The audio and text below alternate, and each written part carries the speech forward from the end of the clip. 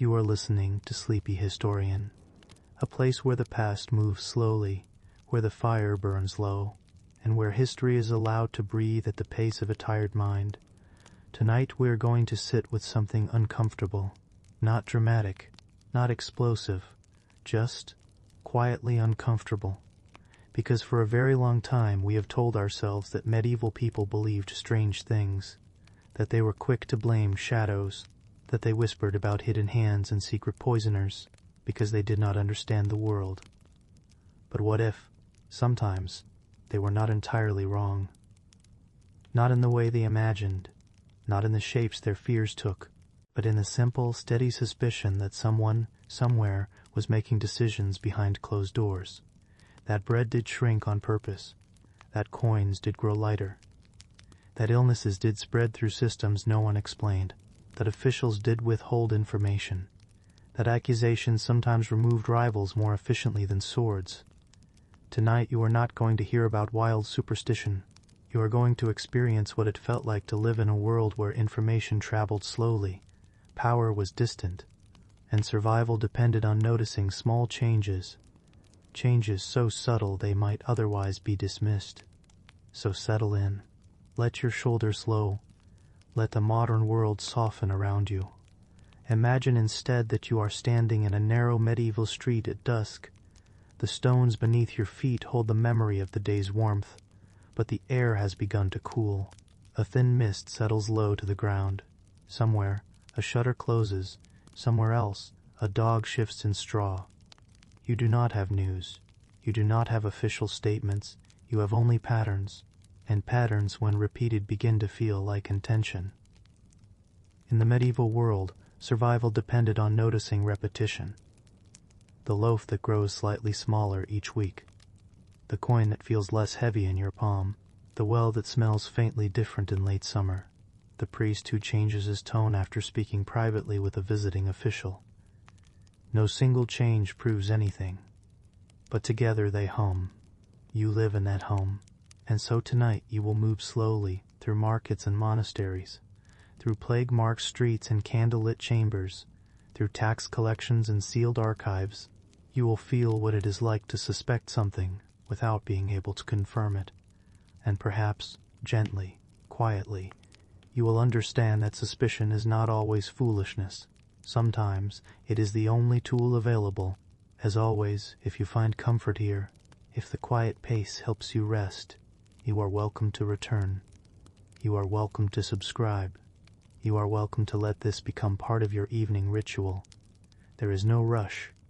You may drift in and out. You may fall asleep before the end. History will continue in a steady voice whether you are listening closely or only half aware. Now, take a slow breath. Imagine your hands are cold, not painfully cold, just aware of it. Imagine the faint scent of smoke in your clothes. You do not live in a world of constant crisis. You live in a world of slow pressure. And slow pressure shapes suspicion the way water shapes stone. By the end of tonight you will understand something subtle. Medieval conspiracy theories were not born from madness. They were born from observation, incomplete, misdirected, sometimes tragically wrong, but often sparked by something real. A system tilted slightly, a policy half hidden, a ledger closed to public eyes, a tax that did not disappear when promised, a grain store kept locked during scarcity. Nothing dramatic, nothing cinematic, just enough. And so we begin not with kings or crusades, but with bread, because hunger is where suspicion first grows roots. Let the street darken, let the bells mark the hour, and step slowly toward the market. You notice it gradually, not on the first day, not even on the third. It begins as a feeling in your palm. The loaf is still warm when it is placed there. Steam escapes in a thin ribbon from a crack along its crust. The baker's hands are dusted in flour. His apron is streaked white. The stall smells the same as always: yeast, smoke, grain. Everything appears unchanged. And yet, when you carry the bread home beneath your arm, something feels lighter. You tell yourself it is your imagination. The week has been long. The nights have been cold. You have not slept deeply. It would be easy to blame fatigue, but the next market day you notice it again. The loaf is shaped the same, the crust is browned the same, the price is the same. But the weight in your hands is not. In the medieval town, bread is not simply food. It is stability. It is rhythm. It is the most predictable object in your week. And when the most predictable object changes, even slightly, you feel it in your bones. You do not accuse anyone. Not yet. You simply observe. You break the loaf at your table that evening. The crumb inside appears a little more airy.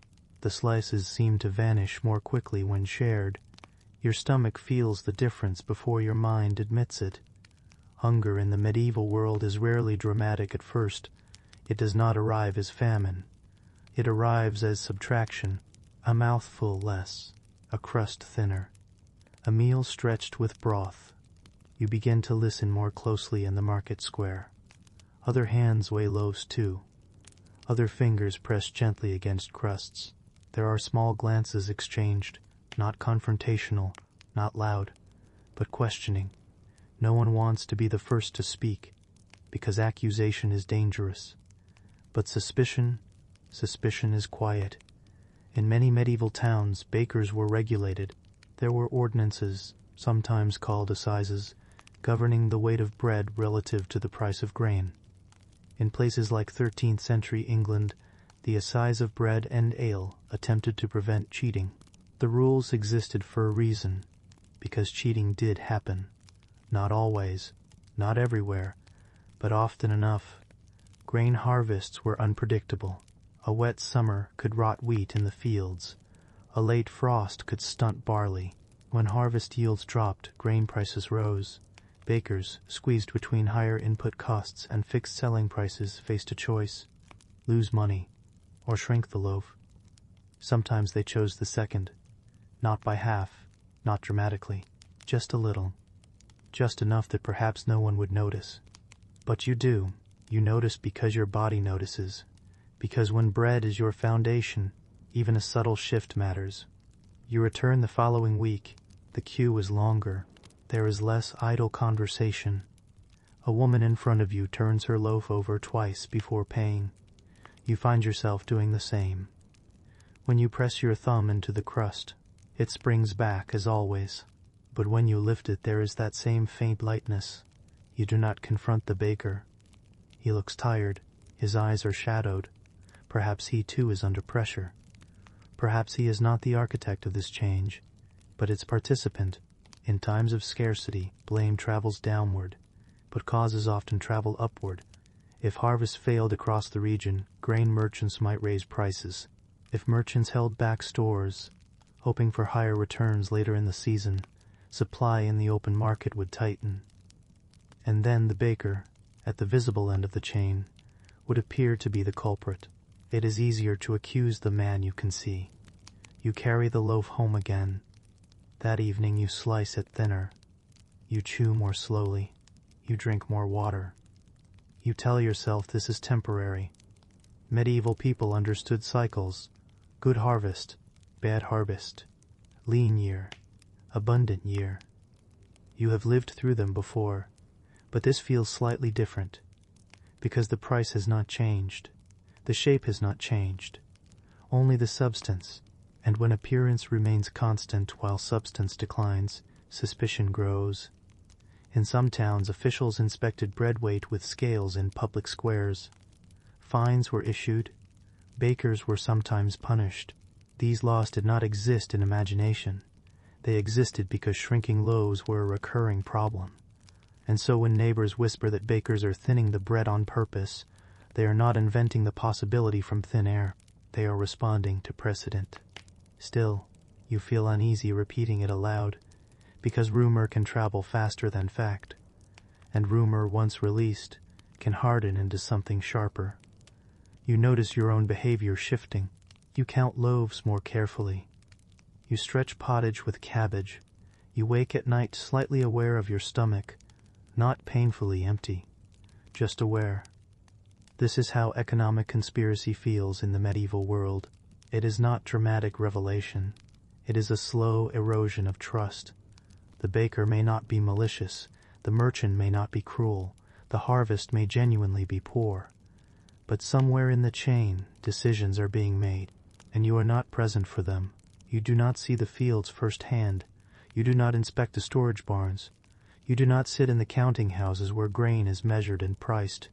You stand only at the end of the line, with your coin and your lighter loaf. Over time, the whispers increase. They are stretching the flour. They mix more husk now. They keep the good grain for themselves. You cannot confirm any of it, but you can confirm the feeling in your palm, and that is enough to plant doubt. In truth, medieval markets were complex networks of obligation, regulation, and survival. Profit margins were thin. Crop failures were real. Hoarding sometimes occurred, but so did honest scarcity.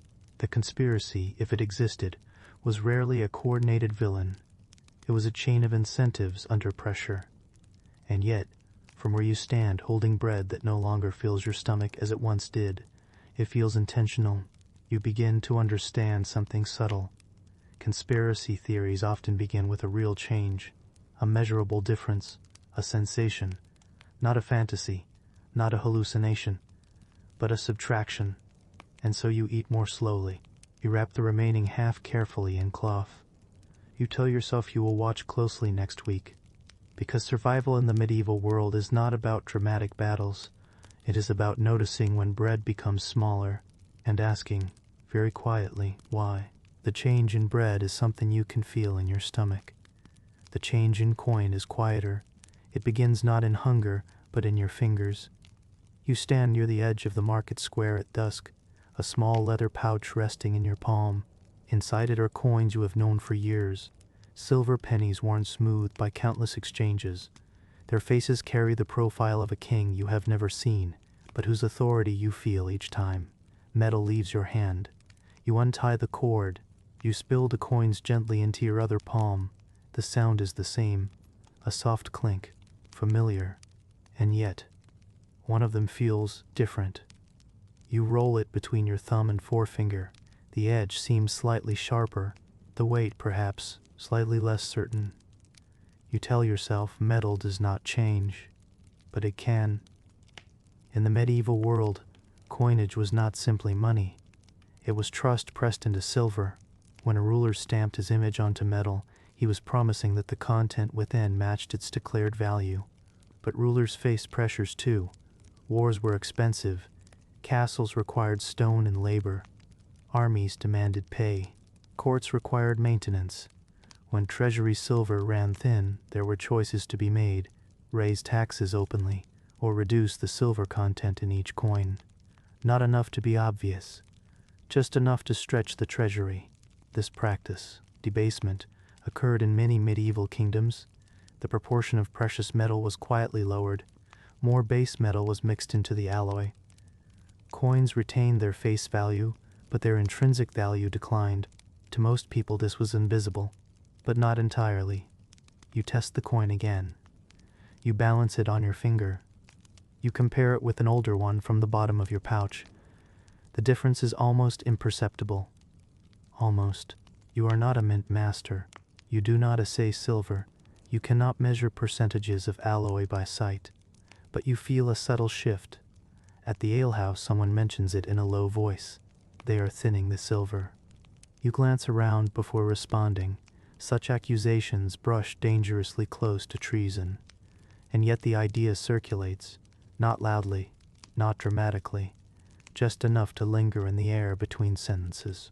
Medieval economies were fragile ecosystems. Trust bound them together. If confidence in coin weakened, prices fluctuated. Merchants might demand more coins for the same goods, compensating for suspected lower silver content. You begin to notice something else. The same loaf, smaller now, costs slightly more coin. No official proclamation has been made. No herald has announced a change, but transactions feel heavier. Your pouch empties faster. When you pay for grain, the merchant examines your coins more closely than before. He bites one lightly, a gesture both theatrical and practical. He weighs another in a small handheld balance. No one says the word debasement, but suspicion moves like mist. In truth, medieval rulers often did alter coinage standards. In England, France, the Holy Roman Empire, debasement was not constant, but it was known. Sometimes it was a desperate measure, sometimes strategic. From your position in the square, however, it feels like something more intimate. It feels like theft that no one admits. You sit at home that evening and spill your coins onto the table beside a candle. The flame flickers against their surfaces. You sort them by wear, by shine, by subtle tone. Some seem duller, some slightly paler. You imagine the mint somewhere beyond your reach, furnaces glowing, metals melting, molds clinking. You are not present in that room. You do not witness the mixing. You do not hear the instructions given quietly between officials, and that absence becomes its own kind of knowledge. You are outside the system, and so you watch the results. Debasement does not ruin a kingdom overnight. It is not collapse, it is erosion. Each coin holds slightly less silver than the last. Each transaction carries slightly less certainty. Over time, trust thins. Much like bread, you notice how similar the pattern feels. The loaf shrinks invisibly, the coin lightens imperceptibly. In both cases, the surface remains unchanged. Only the substance shifts. This is the pattern that unsettles you. Because patterns suggest intention. Perhaps the ruler had no alternative. Perhaps war truly drained the treasury. Perhaps debasement seemed a least painful choice. But from where you stand, counting coins at your small wooden table, it feels as though something has been taken quietly from your hand. And what you cannot measure precisely, you measure through experience. Your savings last fewer weeks. Your market trips require more metal. Your margins narrow. You begin to hoard older coins, the heavier ones. You prefer them in trade. Others do the same. Good coin disappears from circulation, tucked into chests or sewn into hems. The newer coins circulate more widely. This is not coordinated rebellion. It is instinct. Preserve what feels solid. Spend what feels uncertain. Economists centuries later would describe such patterns with technical language. But you do not have that language. You have only sensation. And the sensation tells you something fundamental. Value is being diluted. In time, officials may announce a recoinage. Old coins may be called in. New standards proclaimed. The cycle may reset, but during the transition, you live in ambiguity. You cannot accuse directly. You cannot prove. You can only observe. And that observation grows into a quiet belief. Those above you are making adjustments. You are not invited to understand. Not maliciously, perhaps. Not theatrically, but deliberately. This is how conspiracy takes root in economic soil. Not because of fantasy, but because opacity breeds interpretation. When information flows downward slowly, or not at all, people construct explanations to fill the space. Sometimes those explanations exaggerate. Sometimes they misplace blame. But often they begin with something real. A coin that feels lighter. A loaf that feels thinner. A pattern too consistent to ignore. You close your pouch. You tie the cord tightly. You extinguish the candle. Tomorrow you will trade again. You will weigh and compare. You will listen carefully to market murmurs. Because survival in your world requires attention. Not to dramatic upheaval, but to subtle reduction. And in the faint metallic shift between your fingers, you understand, not all suspicions are foolish. Some are born from the quiet debasement of trust. By now the pattern has settled into you. Bread is thinner, coin is lighter, and something else, harder to define, feels tightened. You notice it most clearly on market mornings. You arrive earlier than usual. The sky is still a pale gray blue, the air cold enough that your breath lingers before you. The square fills slowly. Farmers unload sacks. Barrels are rolled across stone. Chickens protest from wicker cages. But there are fewer grain sacks than last season. Not empty, just fewer. You stand in line for flour, shifting your weight from one foot to the other. The queue moves slowly. Conversation is muted, careful. Someone behind you whispers, not loudly, but close enough that you hear. They are keeping it back. You do not turn. Who? Another voice asks. The merchants. The big storehouses by the river. The idea settles into the air like frost. Hoarding. It is not a dramatic accusation. It is not shouted. It is not accompanied by raised fists. It is spoken in a tone that suggests weary certainty. In the medieval world, grain storage was necessary. Harvest came once or twice a year. Consumption was daily. Without storage, famine would arrive every winter. Granaries were not suspicious by nature, but when supply in the open market thins while storage buildings remain sealed, questions grow. You have walked past those storehouses before. Heavy wooden doors, iron hinges, small high windows. They do not reveal their contents, and because they do not reveal their contents, imagination fills the space. You picture sacks, stacked in dim light. You imagine abundance sitting quietly while your own loaf shrinks. You cannot see inside. You only see the line growing longer. Historically, grain hoarding did occur in medieval towns. Merchants sometimes withheld supply, waiting for prices to rise. In times of scarcity, this could mean the difference between moderate profit and significant gain. But not every closed door concealed greed. Some concealed calculation, some concealed fear.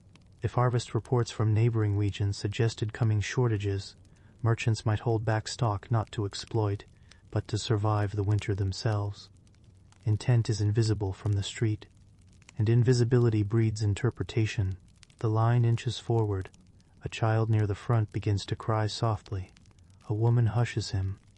The sound is thin, not dramatic. Hunger but tiredness. You notice how everyone watches the scale when grain is measured. Eyes follow the metal weights. Hands grip pouches more tightly. When it is your turn, the sack poured into your cloth bag looks slightly less full than last month. You do not protest. You pay. You step aside. You feel the bag's weight in your hands. Again, lighter. Later, walking home, you pass the river warehouses. Their doors are closed as always. No noise escapes. No visible movement. You slow slightly. You tell yourself you are not suspicious. You are simply observing. But observation, repeated often enough, becomes narrative. They are keeping it back. The phrase replays in your mind. In some medieval towns, authorities attempted to regulate hoarding.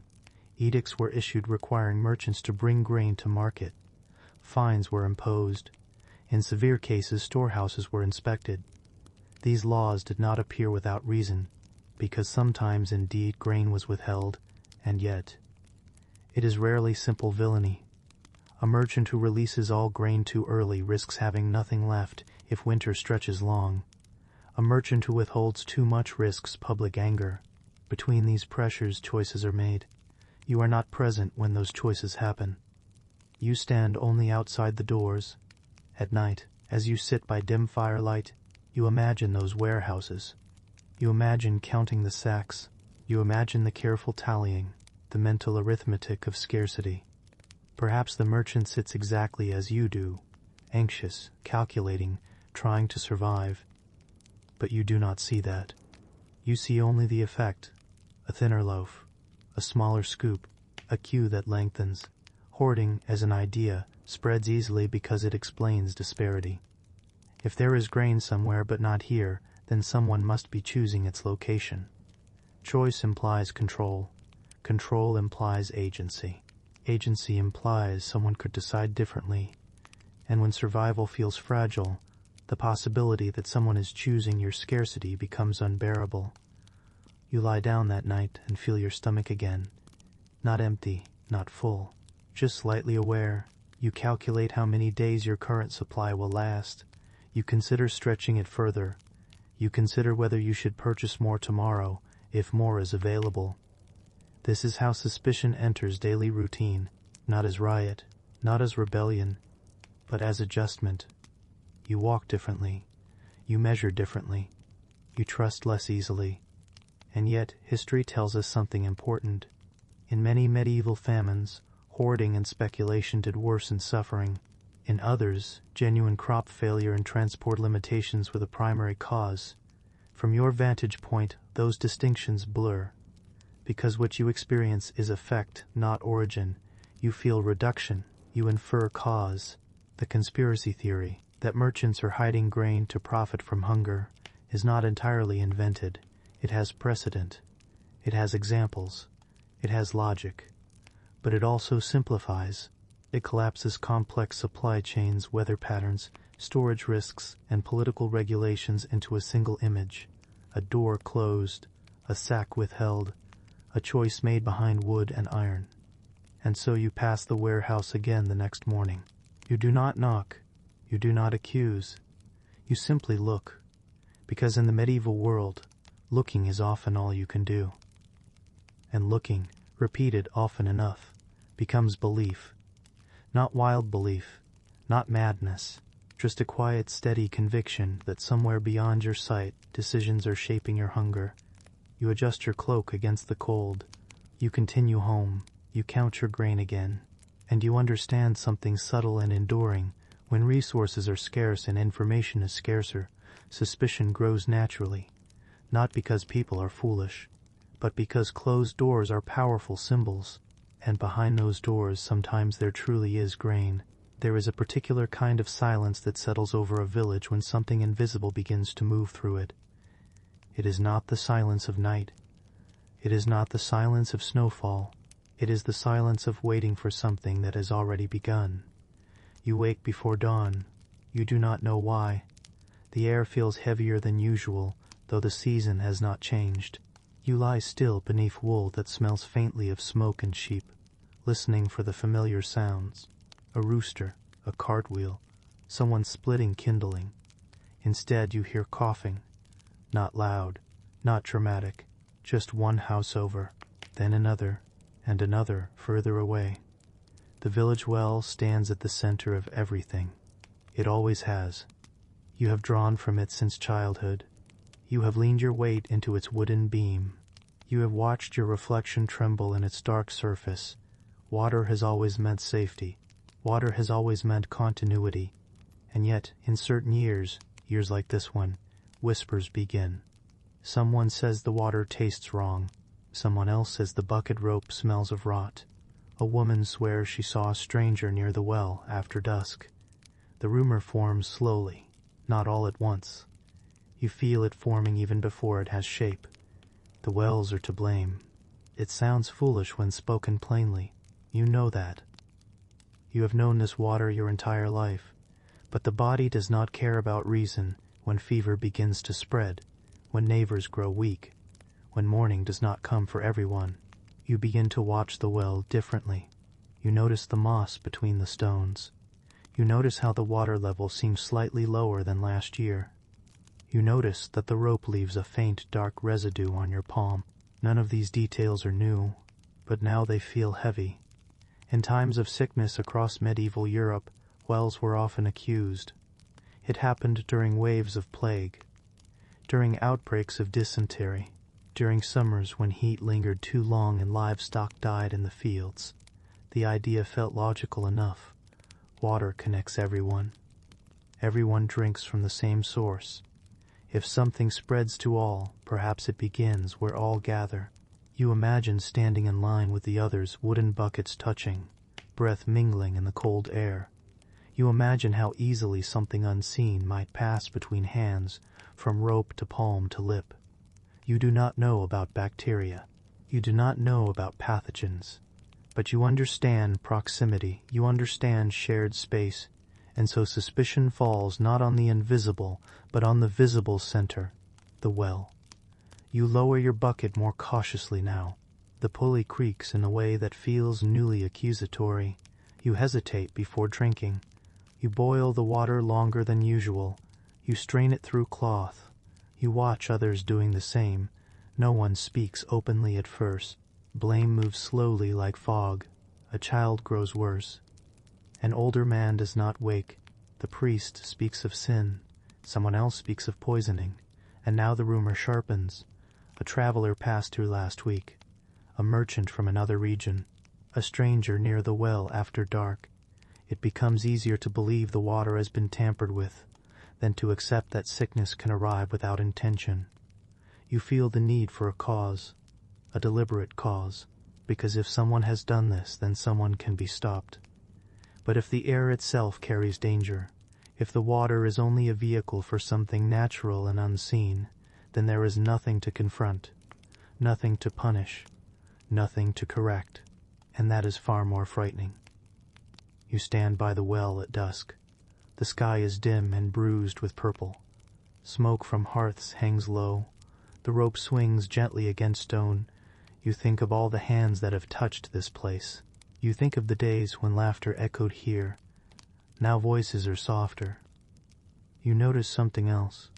The well is shallow compared to deeper springs in nearby towns. After heavy rains, runoff from animal pens sometimes pools near its outer stones. In dry years, sediment collects at the bottom.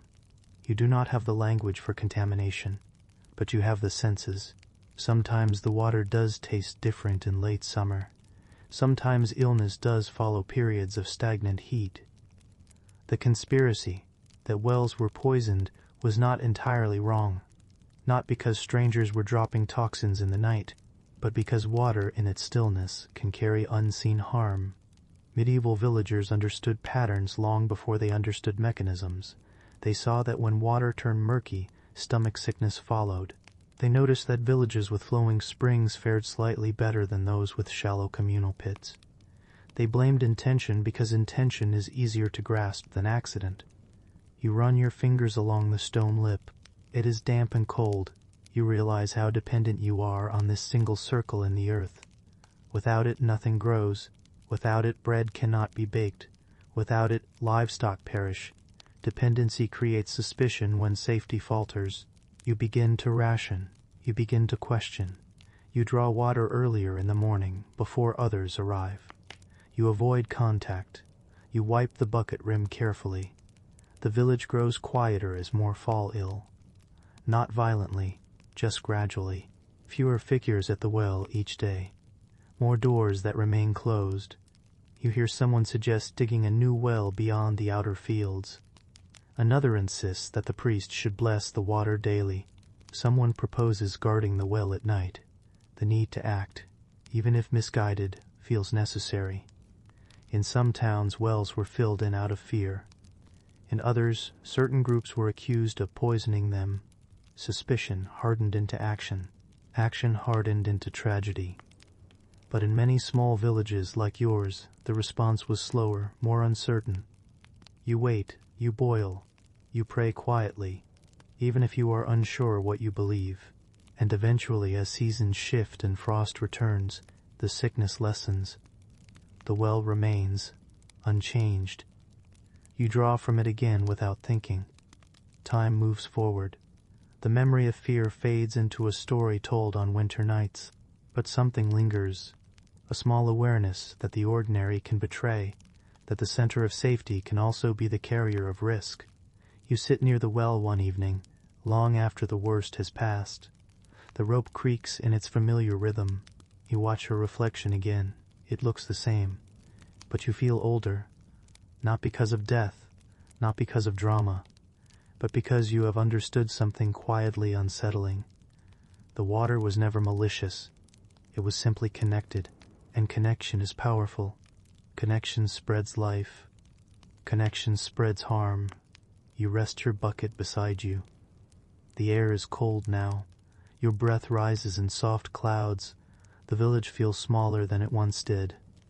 But it is still here, and tomorrow you will lower the rope again, not with certainty, but with necessity. Time passes. The well remains, and you continue to draw from it. Cautiously, rhythmically, knowing that sometimes the old suspicions were closer to truth than anyone realized. There are days when the air feels heavier than it should. You notice it not with your eyes, but with your chest. Breathing requires just slightly more effort.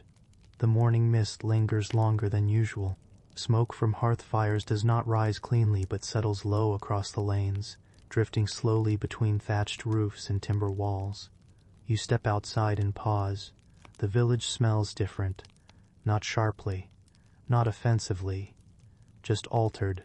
Wood smoke, damp straw, the faint sourness of animals kept close through cold nights, the odor of refuse carried to the edge of town but not far enough.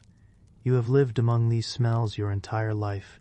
They are the scent of continuity, of work, of survival. But now, when illness moves again through the households, the air itself begins to feel suspect. You hear the word whispered, miasma, not as a scientific theory, not in Latin, just as a feeling. Bad air, corrupted air, air that carries decay. You do not see it, you cannot hold it, but you sense that something invisible moves between doorways, across fields, through cracks in shutters, and so you begin to act accordingly. You close windows earlier in the evening. You burn herbs in small clay bowls. You hang bunches of rosemary or lavender from beams, hoping their scent will counter whatever unseen thing presses against your lungs. The idea that air could carry illness was not foolish. It was an attempt at pattern recognition. When waste accumulated too close to living spaces, sickness followed. When bodies were buried shallowly or not at all, the smell lingered, and illness lingered with it. When summer heat baked narrow streets where drainage was poor, fever came soon after. You stand near the edge of town, where the wind moves more freely.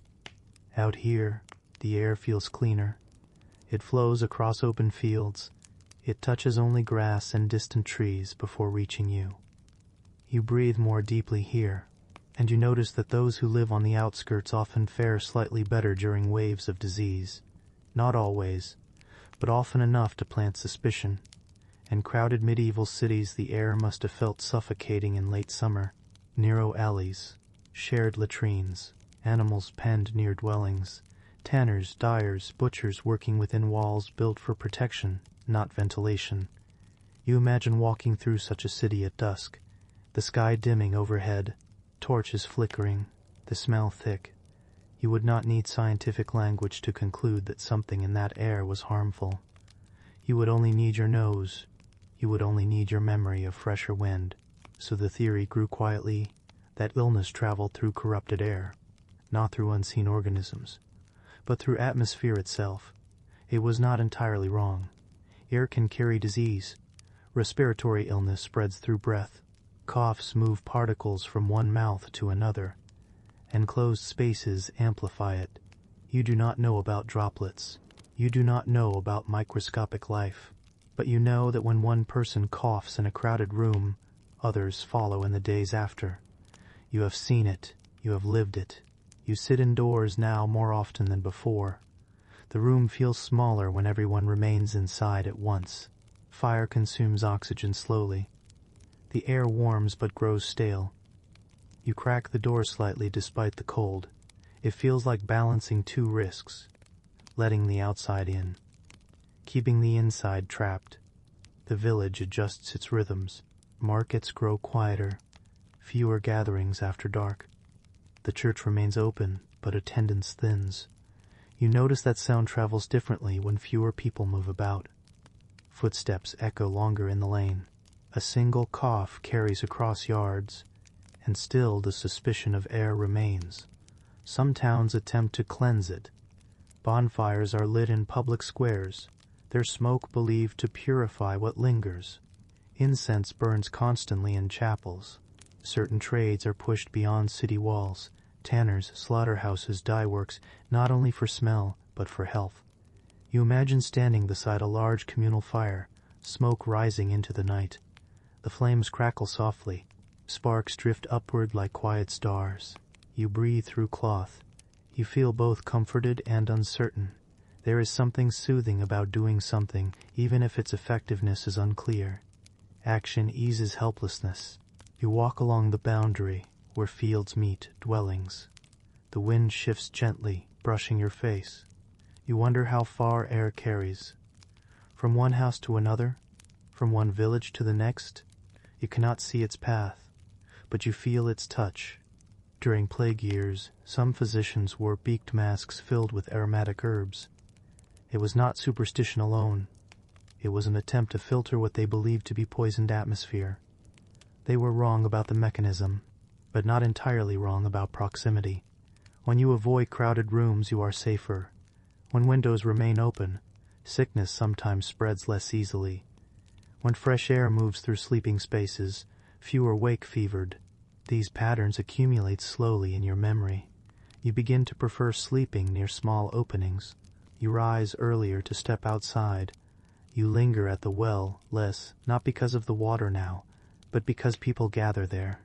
You watch breath leave your body in pale clouds against the cold morning.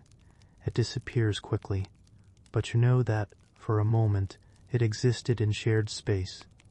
There is no villain here, no deliberate poisoning, only the quiet reality that humans live close together, close enough for warmth, close enough for help, close enough for help, close enough for harm.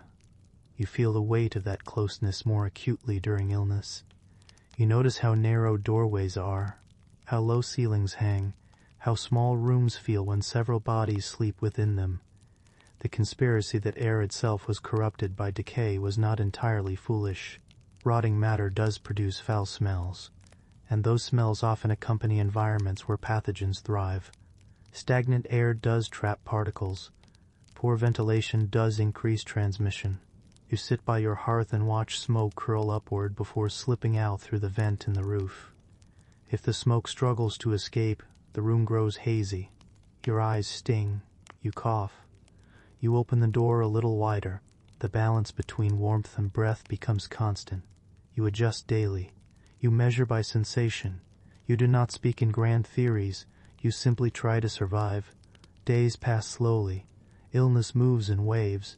Some recover. Some do not. The air continues moving, indifferent. You cannot stop it. You can only position yourself within it more carefully.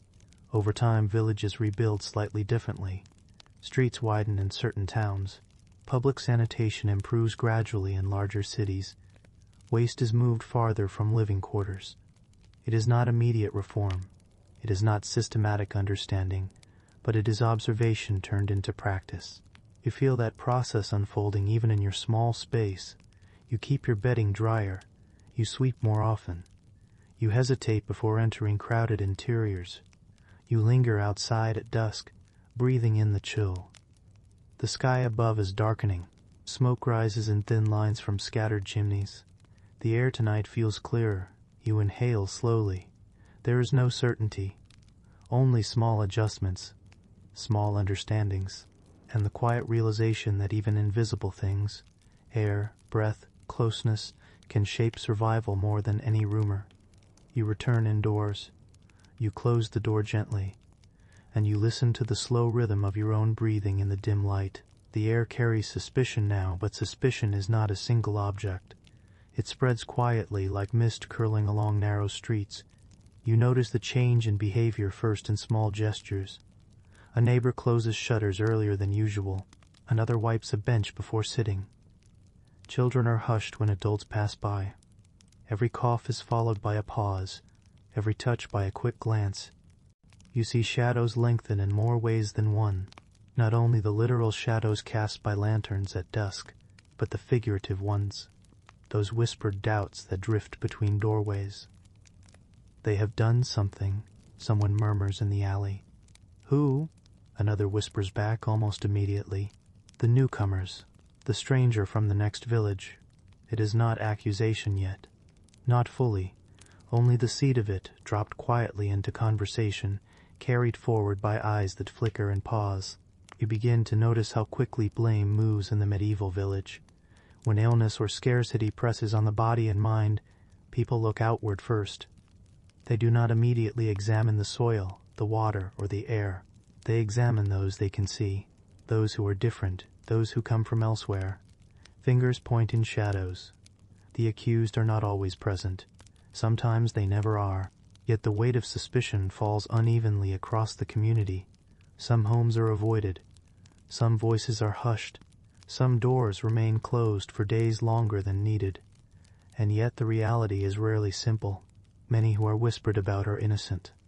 Many are victims of circumstance. Illness spreads not from intention, but from proximity, poor sanitation, and natural patterns beyond human control. But you cannot see that directly. You can only see who moves differently, who lingers, who comes from beyond the village gates. You catch yourself thinking the same way. A stranger passes near the well, and your hand tightens around your bucket. You hesitate at the door of your neighbor's house, wondering if proximity alone carries threat. You weigh gestures as carefully as coins, wondering which might betray danger. This is the logic of suspicion. It spreads like smoke through the lanes, invisible but palpable. People adjust their routines accordingly. Markets are visited earlier or later. Paths through town are chosen not for speed, but for distance from others.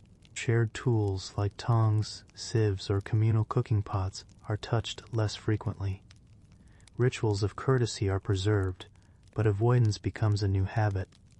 Medieval chronicles sometimes recorded these patterns. During plagues, entire villages avoided one another silently. Families slept in separate quarters.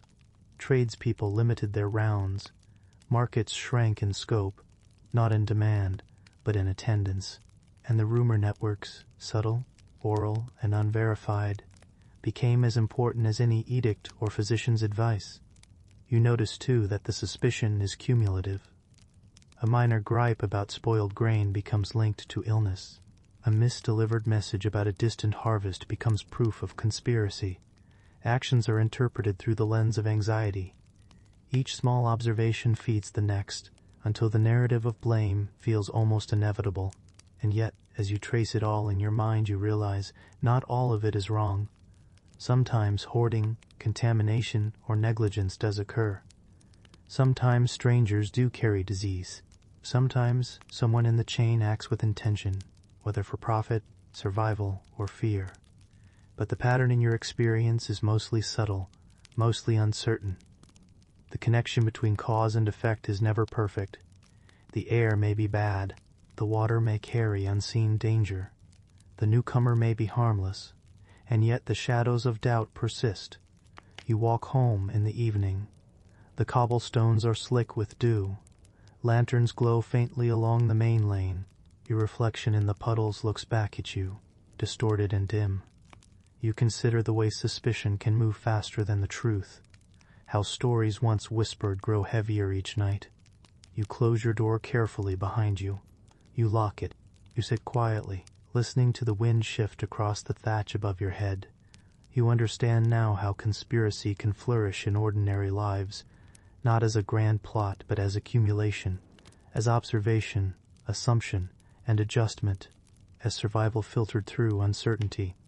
The medieval world is full of these slow conspiracies, those born not of imagination alone, but of partial truth, repeated patterns, and human anxiety. They are invisible, persistent, and quietly powerful. They do not require malice. They do not require drama. They only require attention, and the ordinary pressures of life, scarcity, illness, and proximity. You feel both comforted and unsettled. Comforted that you notice that you survive. Unsettled that small truths, repeated imperfectly, can create suspicion stronger than certainty. And so you sit. You listen to the quiet house. You hear the faint creak of timber. The distant coughs fade in the cool night air.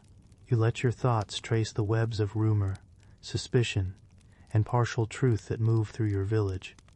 And you know, slowly, that human observation is both a tool and a trap. You have grown accustomed to quiet suspicion. You have learned to watch for patterns. And now, the village whispers carry a different weight, one that is less about water or air, and more about intent. They speak of gatherings that occur in shadowed rooms, of faces that vanish behind heavy doors at dusk, of agreements made with nods and silence. You do not see these gatherings yourself. You only see the effect, small gestures, hushed voices, and a subtle reshaping of the village's routines. You begin to notice doors that are never opened during the day, curtains that remain drawn even when sunlight would warm the interior, smoke rising from a chimney later than usual, or sometimes not at all. These are the markers of action you cannot witness, the signs of human deliberation moving quietly in the background. In a corner of the square you hear a whisper carried just above a cough. They meet upstairs in the tavern. When the landlord closes the main hall, the candlelight still glows behind the shutters. You glance toward the tavern, noting its heavy timbers and the faint glow of lanterns flickering behind curtained windows. No one is leaving. No one is entering, yet you feel that some conversation, some exchange is happening within. The medieval world was full of such whispered cabals. Guilds met behind locked doors, merchants discussed prices away from the market, and officials conferred in chambers where the common eye could not follow. Most of it was mundane, arranging supplies, managing disputes, coordinating labor, yet to an observer outside it appeared deliberate, calculated, conspiratorial. You begin to track patterns. Certain men leave their homes after dusk, walking with purpose to a single destination. Certain women gather briefly in narrow alleys, carrying bundles or whispered words. You do not follow them. You do not intrude. But you mark the timing, the repetition, the rhythm. These observations are not idle curiosity. They are part of survival. Knowledge of movement, of alliances, of where attention is focused, helps you navigate risk. If you know who meets and when, you can avoid crowded spaces. You can choose when to draw water. You can determine when to visit the market or the baker. And yet the mind works differently in darkness. The absence of certainty invites imagination. Every meeting that occurs behind closed doors becomes a story. Every whispered agreement becomes strategy. Every gesture is interpreted as intention. You see how it accumulates. First, a flicker of suspicion. Then a pattern emerges. Then names are attached. You do not speak them aloud, but you catalog them mentally. You do not accuse, yet you adjust. You walk differently. You observe differently. You act differently. Medieval records often document similar observations. Chroniclers noted hidden meetings, but rarely could they discern the full truth. Economic negotiations were recorded as intrigue. Political alliances were remembered as secret cabals. Everyday survival decisions were perceived as plotting. You begin to realize that conspiracy in these moments is not necessarily about fabrication. It is about partial knowledge, about seeing slices of truth without the context, about interpreting movement, repetition, and secrecy through the lens of risk. A candle flickers behind a shutter as you pass. You imagine voices low, words careful, the rustle of papers, the shifting of weight. You imagine men and women counting coins, weighing grain, planning trades, and discussing arrivals from neighboring villages. You imagine the meticulous care with which they manage the fragile systems of daily life. And you feel it, the same quiet unease you felt when observing thinner bread, lighter coins, or the murky water at the well. The sense that something is being managed, something is being shaped, something lies beyond your control. You do not need to know every word spoken within. You do not need to participate. You only need to measure the effects, the rhythms of the village, slightly altered, the hesitations in conversation, the care with which goods are handled, and you begin to understand a subtle truth. Conspiracy in medieval towns is often real in practice, even if imaginary in scope. People do meet, do plan, do act in ways hidden from the general populace, yet the purpose is usually mundane, born of necessity and the pressures of survival rather than malice. Your evening walk ends at the edge of the square. The sky is a muted gray-purple. Smoke drifts lazily from chimneys. Lanterns flicker behind windows, some revealing nothing at all. You feel the hum of deliberate activity without seeing its details. The whispered cabals are invisible, yet tangible. Their effect on daily life is subtle but persistent, and you, as an observer, learn the balance between watching and understanding, between suspicion and evidence, between action and inaction. The village sleeps eventually, but the knowledge of these hidden meetings lingers in your mind, shaping your movements, your choices, your quiet awareness of human deliberation that continues unseen in the shadows. The following morning feels heavier than usual, though the sun rises on schedule. You notice the difference in the way the light falls through the narrow streets, muted, almost hesitant. as if it respects the secrets lingering in shadowed corners. The Guildhall sits on the edge of the square, a large timbered building with narrow windows and an iron-studded door. You have passed it many times without thought, but now its presence carries weight. The sound of hammering within, metal shaping tools, coins being counted, ledgers being turned, resonates faintly through the walls. Not alarming, not sudden, only persistent. Inside, tradespeople meet in small groups, discussing arrangements for deliveries, apprenticeships, and dues. To the untrained eye, the proceedings are dull and procedural. To you, observing from just outside the door or through a crack in a shutter, it is a microcosm of organization, authority, and discretion. Each word is careful, each motion deliberate, each nod carries meaning you may never fully understand. The guild is not inherently suspicious, it is necessary. Without rules, trade falters. Apprentices require supervision. Standards must be maintained, yet the very structure that preserves fairness also isolates information. Only those present can verify agreements, count coin, or measure quantities. Everyone else is left to infer from absence and rumor. You watch as a tradesman exits, carrying a small pouch. He glances over his shoulder, perhaps out of habit, perhaps out of awareness of being observed. You do not follow, yet your mind traces the possibilities, where he goes, what he carries, how it will affect the market later. This is how medieval suspicion grows organically. You are not imagining malice. You are cataloging patterns, noting who meets whom, and which doors remain closed. The data is incomplete. Your conclusions are tentative, yet they guide your choices: when to buy, when to leave, whom to trust with small matters. A ledger left briefly on the table catches your eye. Numbers scribbled in ink, columns lined neatly. They represent mundane accounting, quantities of wool, grain, or metal. But each figure also signals allocation, priorities, and sometimes inequality. Those who read only part of it may interpret it as something conspiratorial, though the majority is entirely practical. By midday you feel the weight of observation pressing against your senses. The street feels quieter than normal. Fewer voices drift from windows. Footsteps are measured, deliberate. Every passing figure carries the potential for insight or distraction. You notice, too, that these subtle adjustments affect survival. The tradesman who exits with his pouch may have knowledge of price changes or supply delays.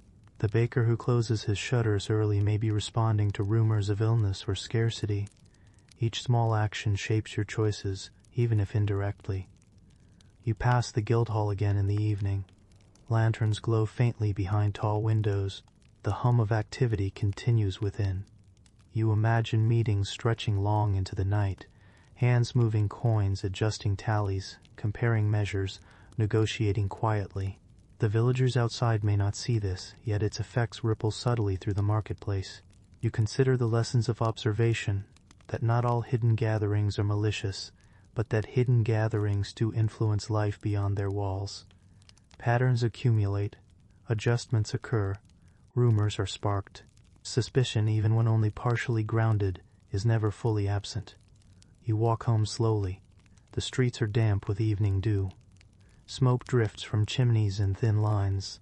The rhythm of village life is altered ever so slightly, guided by the invisible hands of those making decisions in enclosed spaces. You carry with you the awareness that survival in this world depends as much on noticing absence and subtle cues as it does on bread, water, or coin. By the time you reach your home, the sky is dark, and stars faintly glimmer through thin clouds. You pause, considering the balance between what you see and what you infer. The Guildhall, the tavern, the warehouse, the well, each a node in a network of observation and suspicion. Each a space where knowledge and control are held by few, shaping the daily rhythms of many. You close your door. The quiet is absolute. Yet even in stillness the awareness remains, patterns in human behavior, small decisions repeated, and the subtle, persistent effects of gatherings that are never fully transparent. The medieval world, you realize, is built as much on what is unseen as on what is visible. Evening descends slowly. The village exhales. Lanterns flicker against timber walls, casting long, wavering shadows across the cobblestones. You move cautiously, not out of fear, but from habit, learned from months of watching how subtle shifts in behavior shape daily life. The whisper of the wind carries through narrow alleys, brushing against closed shutters, curling around doors left slightly ajar. Every shadowed corner feels significant now, not dangerous, not threatening, but deliberate in its stillness. Patterns are emerging in these small movements, and you are learning to trace them. A baker leaves his shop later than usual. A messenger pauses at the guild hall before entering, studying who might be observing. Children linger near doorways longer than normal, their games stilled by the hushed tone of adult conversation. Every action is measured, every absence notable. You notice how repetition becomes a language of its own, the same figures moving at the same times, the same doors closing, then opening, then closing again. Even the placement of lanterns on windowsills communicates intent, and you begin to see connections. The tradesmen who meet in the guild hall correspond with the merchants at the river. Those who gather briefly in alleys have links to families whose wells are whispered about. One action triggers another, forming a web too intricate for any single observer to grasp fully, yet visible in its subtle effects. You feel the village narrowing. Paths that were once simple are now weighted with potential insight or distraction. Decisions about when to leave your home, when to draw water, when to walk through the square, all require calculation. Not fear, not panic, just awareness. The medieval chroniclers sometimes describe these networks as conspiracies, and in a sense they were, not conspiracies of malice, but conspiracies of necessity. People adjusting behavior based on observation, survival, and partial knowledge, planning meals, managing scarcity, controlling trade, and avoiding disease, all actions that ripple through the community in ways both subtle and profound. You pause at the edge of the square. A small group of villagers is moving toward the guild hall, voices low, gestures measured. Their faces are obscured by hoods. You do not approach. You do not need to. Observation is enough. Knowledge of routine, repetition, and timing becomes a tool. It shapes your choices, subtly but persistently. Evenings now are filled with quiet calculation. You consider which paths are less traveled, which doors remain closed, which figures move at predictable intervals. The village is no longer merely a place of work and rest. It is a lattice of human intent, woven invisibly, its threads shaping life without revealing themselves fully. You notice that this awareness changes you, not dramatically, not in ways that draw attention, but in posture, in pacing, in the subtle way you move through doorways, pause at corners, and adjust routines. You are learning the language of shadows, the grammar of absence, the syntax of delayed movements, the punctuation of quiet repetition. A candle flickers in the guild hall window. Its movement is almost imperceptible, yet your attention lingers. You trace its glow, imagining the hands that set it in place, the discussions occurring beyond the glass, the quiet agreements being made. These are the small acts that shape the village as much as any law or harvest. And you realize, slowly, that understanding these patterns is not a matter of uncovering secrets, but of observing effects. The air, the water, the bread, the coin, the doors, the lanterns, each acts as an indicator. They reflect the flow of information, the movement of people, the quiet decisions that govern life. You return home, the streets nearly empty. The village exhales again, settling into muted darkness. Inside you place a small lantern near the window, its light soft against the timbered walls. You consider the day's observations, the way repetition builds into expectation, the way absence shapes perception, the way hidden labor and quiet planning ripple outward. And as you lie down, the knowledge remains. Medieval conspiracies were often real in effect, if not in intent. Actions taken for survival, for profit, for caution, or for hygiene could be misinterpreted. And yet the consequences, the altered paths, the whispered suspicions, the patterns traced in shadowed corners, were undeniably tangible. You close your eyes, aware of the slow rhythm of life moving around you, The village sleeps, but its quiet calculations continue. The guild hall, the tavern, the market, the well, each node remains active in unseen ways. You do not control them. You do not need to. You only need to observe, adjust, and endure. Morning comes slowly, gray and muted, as if the sun is reluctant to rise over the village. You notice the hush in the streets before you leave your home. Fewer carts moving, fewer voices calling across yards. And yet life continues with its slow rhythm, chores, errands, and the quiet hum of human labor that persists despite worry or illness. It is the letters that draw your attention first. Small folded bundles of parchment, sealed with wax, carried by riders from distant villages, sometimes by merchants returning from trade routes. They arrive irregularly. Some bring news of scarcity, shipments delayed, or prices shifting. Others carry warnings or questions about payments due. But not all letters arrive. Some are lost, intercepted, or delayed. Some never make it to their intended recipients at all, and the absence of a letter is felt almost as sharply as the arrival of one. When a message fails to reach its destination, suspicion grows. People begin to wonder who might have seen it, who might have held it, who might have acted upon it. You imagine the path of each letter, mounted riders riding across dusty roads, fording shallow rivers, stopping at small inns, passing under the eyes of curious villagers. Each step is a potential point of interference, intentional or accidental. And even if nothing untoward occurs, the uncertainty alone is enough to cultivate doubt. Within the village, the absence of letters affects daily life. Merchants hesitate to release goods. Bakers weigh flour more carefully. Farmers delay shipments to market. You notice the subtle change in routine. Doors opened less frequently, hands extended more cautiously, schedules adjusted to accommodate the possibility of delay or error. This is the slow erosion of certainty. You can see it in the quiet streets. You feel it in the pause between action and reaction. And you understand that human systems, however well-intentioned, rely upon communication that is never perfect. In the evenings, villagers speak in low tones about letters that never arrived. One whispers about a shipment of grain that was delayed mysteriously. Another murmurs about a message to the neighboring lord that went unanswered. Rumors accumulate, feeding subtle suspicion. Who benefits from this silence? Who might have intercepted the message? You do not know, and neither do they. The pattern repeats in other domains. Accounts kept in guild halls, deliveries of coin or goods, scheduling of trades and apprenticeships, all rely on communication that can falter.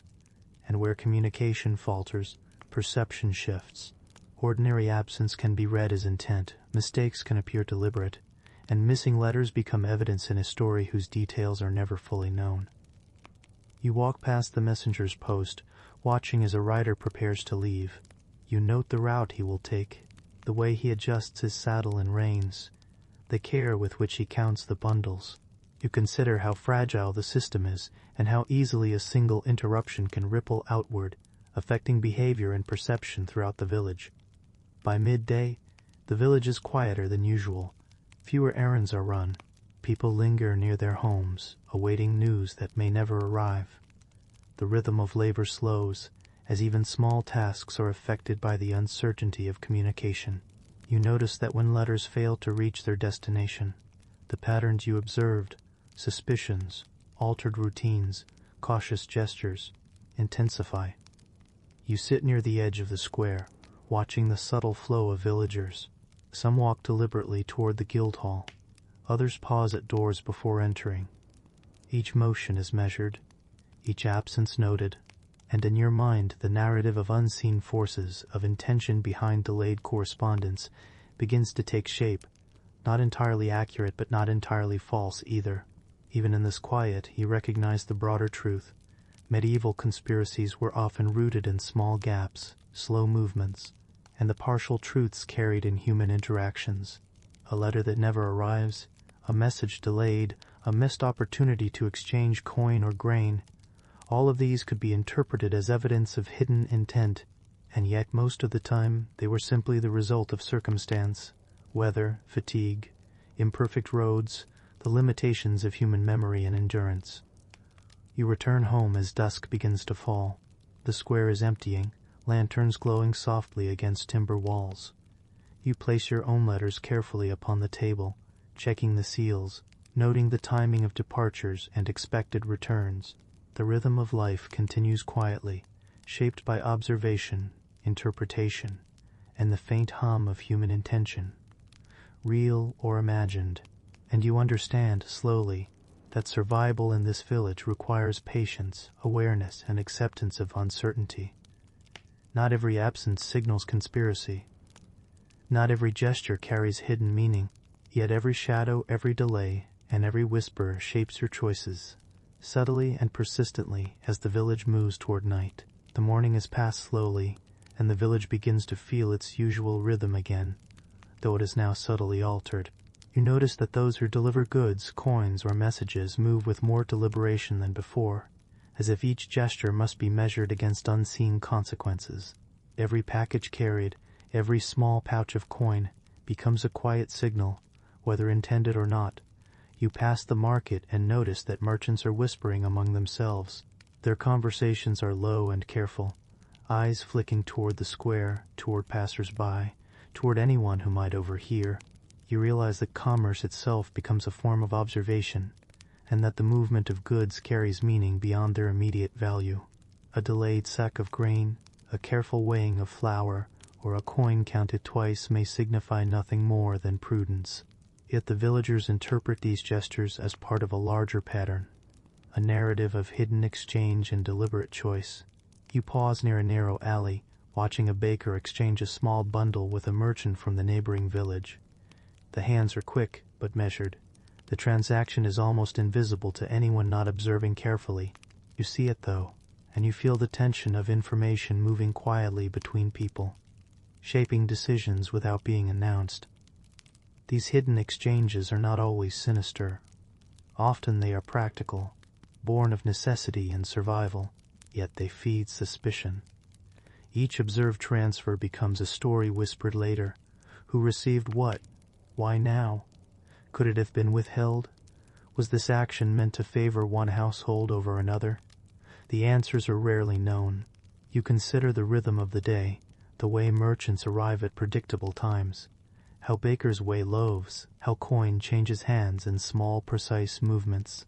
Observation allows you to anticipate these patterns, to position yourself advantageously, whether at the market, the well, or the guild hall.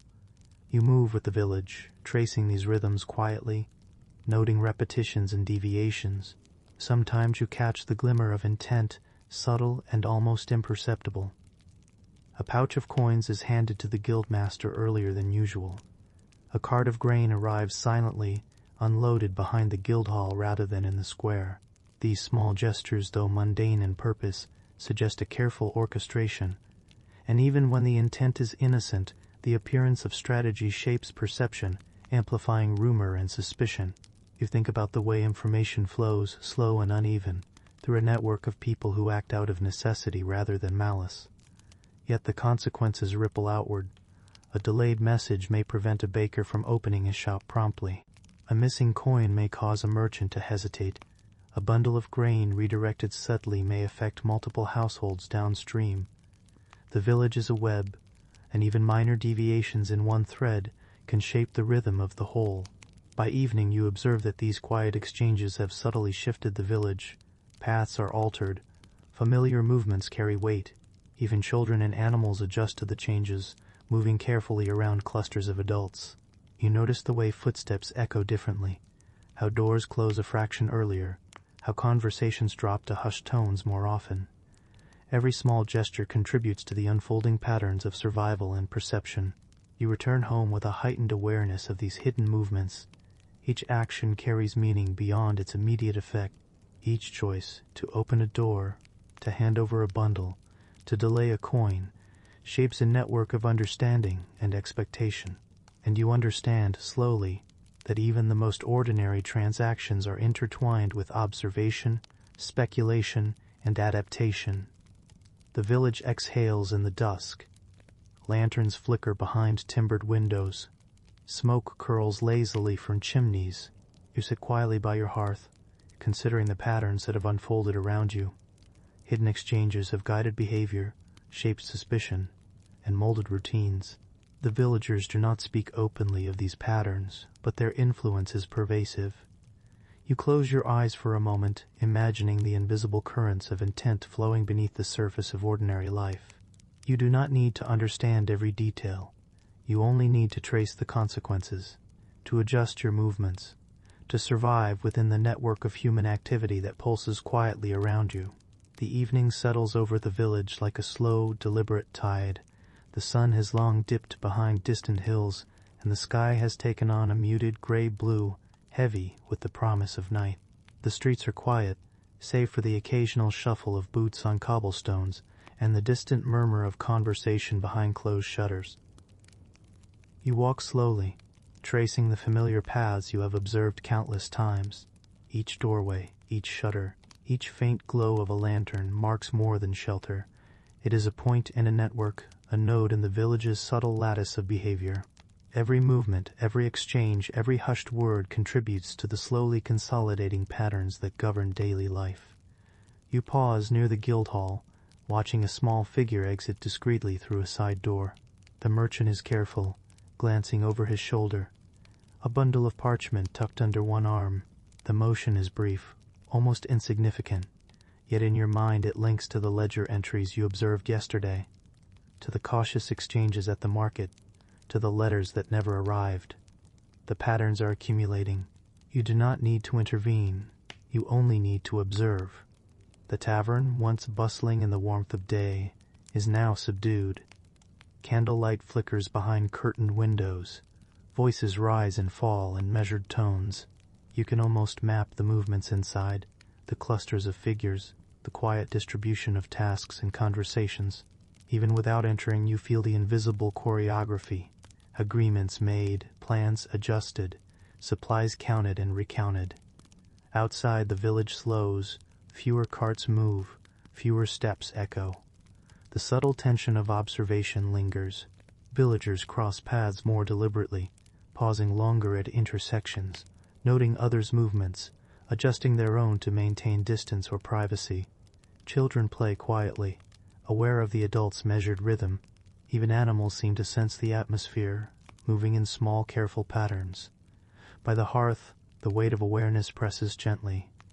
You recall the letters that failed to arrive, the hidden exchanges, the whispers of cabals. Each element was distinct, yet now they fold into one another, forming a coherent lattice of behavior. It is not a single conspiracy, nor a deliberate plot, but a network of actions shaped by necessity, survival, and observation. You realize that survival depends less on knowing every secret and on understanding the consequences of small acts, when to leave your home, when to step into the square, when to draw water, when to count coins carefully. Each adjustment is subtle but cumulative, shaping daily life in ways that are visible only in retrospect. The night is deep now. Smoke curls softly from chimneys, drifting toward the open fields beyond the village. The wind shifts gently, carrying scents of wood smoke, damp straw, and distant hearth fires. You breathe slowly, noting the rhythm of your own body, the subtle alignment of movement and observation. The village sleeps, but the patterns continue, invisible yet tangible, and you understand a quiet truth. The medieval world operates on repetition, observation, and adaptation. Conspiracies in their truest form were often simply the accumulation of ordinary acts, repeated and interpreted through partial knowledge. What seems deliberate may only be survival. What seems secret may only be routine. You close your shutters and settle near the hearth. Candlelight glows softly across timber walls. You reflect on the day's observations, tracing the subtle webs of interaction, the rhythms of hidden exchange, the quiet orchestration of life that continues unseen. You feel the weight of human behavior and adaptation, slow, cumulative, and persistent. Even as sleep tugs gently at your eyelids, you know that the village will move on without pause. Each lantern, each shutter, each bundle of letters, each exchanged coin contributes to the invisible lattice of survival and observation. You do not need to control it. You only need to understand it, and to move within it, carefully, patiently, quietly. The night stretches long. You close your eyes. The patterns continue. The night has deepened fully. Lanterns glow softly in timbered windows. Smoke curls lazily from chimneys, drifting into the cool air, carrying with it the faint sense of cooking fires, wood smoke, and damp straw. The village is still, though the patterns of the day, the hidden exchanges, the letters that never arrived, the measured footsteps of merchants and bakers, persist invisibly, quietly shaping life even in rest. You sit near your hearth, the warmth soft against your body. You consider the hours you have spent observing, tracing, and noting. What may have seemed chaotic or conspiratorial during the day now appears as rhythm, repetition, and adaptation. The village moves according to its own logic, shaped by scarcity, survival, and partial knowledge. Even as modern life offers comforts you did not have, you feel the weight of observation and intention. The patterns of medieval life were subtle but persistent. They guided who spoke, who moved, who delayed, and who acted. They shaped not just trade and communication, but human behavior in quiet, pervasive ways. And the world, though simpler in material terms, was no less complex in its networks of human interaction. You reflect on the nature of these conspiracies. Most were not plots of malice or grand schemes of secrecy. They were small, cumulative effects of behavior, repeated actions, and the unavoidable uncertainty of life. Letters that never arrived, exchanges conducted discreetly, doors that remained closed, each fed rumor, suspicion, and interpretation. Each shaped survival, guided decision-making, and maintained the delicate balance of community life. You understand, slowly, that suspicion, pattern, and adaptation are not unique to the medieval world. They are part of human life, quietly present wherever knowledge is incomplete, and action is deliberate. The village is simply a magnified reflection, a case study in subtle consequence, repetition, and endurance. The fire in your hearth flickers low, the room warm and dim. Outside, lanterns continue to glow, casting long shadows across the cobblestones. You breathe slowly, letting the rhythm of the night align with your own. Your thoughts trace the day's patterns one final time, the hidden gatherings, the cautious exchanges, the letters that never arrived, and the webs of observation that spread quietly through the village. You feel both relief and humility, relief that you have learned to move within these patterns, adjusting quietly and carefully, humility that so much of life then and now unfolds beyond your control. And in that recognition there is a subtle calm, the awareness that even in uncertainty, careful observation and patient adaptation provide guidance. Outside, the village exhales. Roofs are darkened. Streets are empty. Smoke rises and disperses into the night sky. The patterns of survival, suspicion, and adaptation continue invisibly, as they have for centuries. You let yourself sink into the rhythm of your own breathing, aligned with the quiet heartbeat of the village. And so the medieval world rests in its own slow, deliberate way. You rest with it, not in triumph, not in resolution, not in complete comfort, only in quiet acceptance. The day is complete, the night is ongoing, patterns persist, shadows linger, life continues. You close your eyes fully, allow your breathing to settle, allow your breathing to slow, without forcing it slowly into sleep.